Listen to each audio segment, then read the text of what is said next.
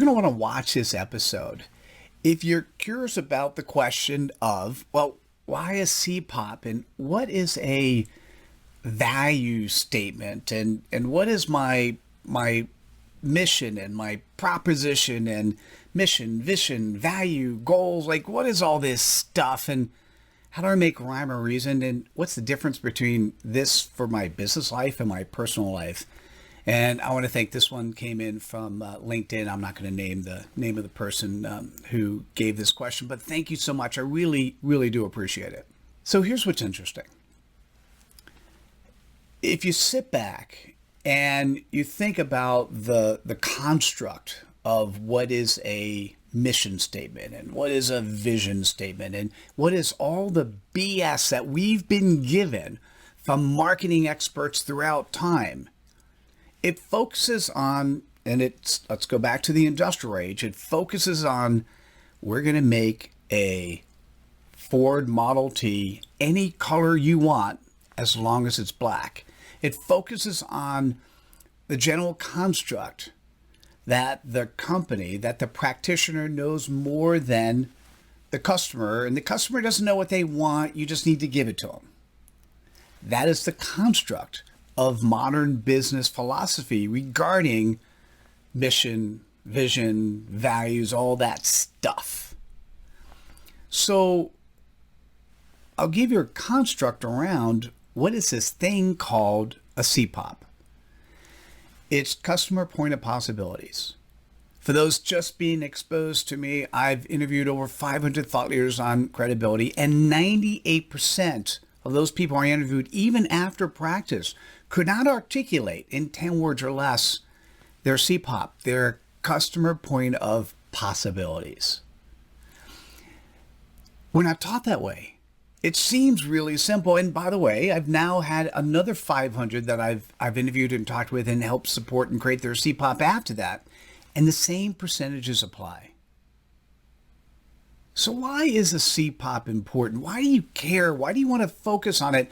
And I'm not telling you to ignore the other stuff. What I am telling you, focus on the CPoP first. What does that mean? To be credible, you need to be a servant leader. You need to be of service to others. How could you possibly be of service to others if you don't know what they want? Let me say that again. How could you possibly be of service to others if you don't know what they want? How could you build a company and a structure and approach around others unless you know what they want? You've heard people say, hey, market research and go out and do stuff. Do internships so you know what you like, before you start a job. The really interesting part is if you can find out how to be more credible, i.e. how to be a servant leader, how to have the intent and commitment to do the right thing, how to actually show that you're vulnerable by saying to your potential prospects, I don't know the answer. Can we work together on it? If you could actually start working with, start experimenting with, and not, by the way, the stupidest thing and phrase I've ever heard in my life is fake it till you make it. That is so dubious. That's so wrong. Do not accept if somebody is saying that to you. Just say thanks, but it's not necessarily they're bad or they're evil. It's just what they were taught. But you don't want to fake it till you make it. To be credible, you have to be vulnerable. You have to be authentic. If you don't know something, you should say that. And you could learn from your customers. You could learn from your mentors. You could learn from your mentees. Now, I did this, but really, we're all the same. We can learn from everyone regardless of age or any other difference between us. And so what's interesting is if you can know who you're going to serve, if you understand the characteristics as fine-tuned as you can of those that you want to serve, and you spend time with them, and you understand what it is that they're looking for, you understand either what is that primary pain point that they're addressing, or what is the most amazing thing, what is the best possibility they could reach? Or what is their purpose? And when then you can articulate in 10 words or less the CPoP, which really is, simply stated, who you serve and that either pain point, pleasure point, purpose point that you address in 10 words or less.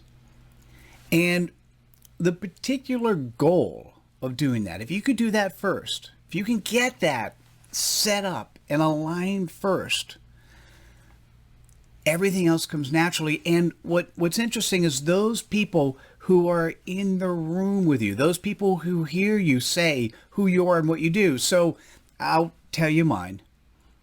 Mine is 4 words. Wait, 4 words.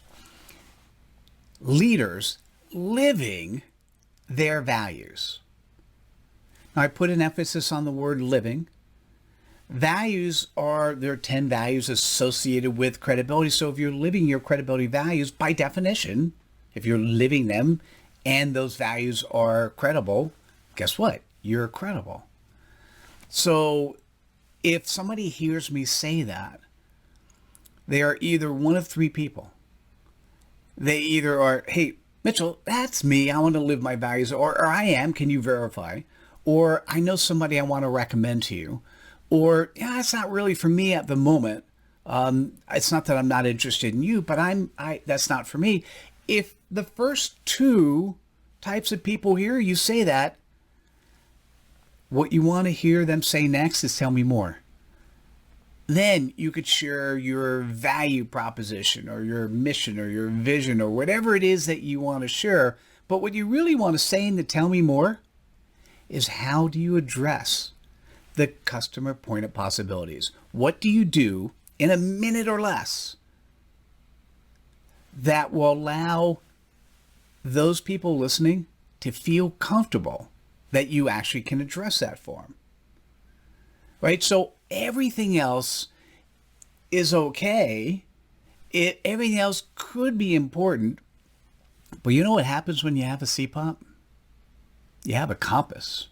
It is your North Star. Everything else is judged based on that. It gives you the ability to decide what works and what doesn't work. It gives you the ability to make decisions. It gives you the ability to accept and fire customers that don't fit your CPoP. Maybe they change, maybe you change, maybe you accept them in at a time where you needed money, but you don't need the headache that customer is bringing on board. Your compass, your North Star, will help you do that. So what are all the alphabet soup things that you need to do? And I'm going to say 1. Everything else can stem from your CPoP. It's that one thing. Remember that in one of those movies, there's one thing. I know the one thing. It is your CPoP. That customer point of possibilities is relevant for you, whether it's business or your personal life. It's all the same thing. It's the character, which is you, and it's how you show up in the world. And there's no having to play any games. You just need to show up as yourself each and every day. First, it's fun. Second, you have a compass that guides you. And third, here's the cool part. If you have a compass that's 10 words or less that guides you, other people remember it. So those people who get exposed to you or get exposed to what you're doing, they're going to recommend you. In summary, if you look at your CPoP and really spend time and energy and get it, you need to get affirmation that your CPoP is the right thing for you.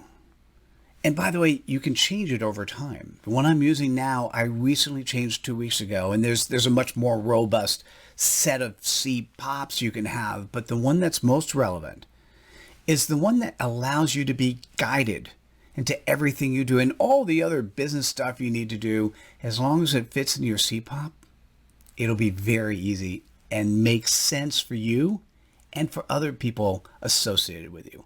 So that's how it all fits together. I'm looking forward to hearing your comments and feedback. Thank you so much for paying attention, clicking the like button, and sharing with your friends. Bye now.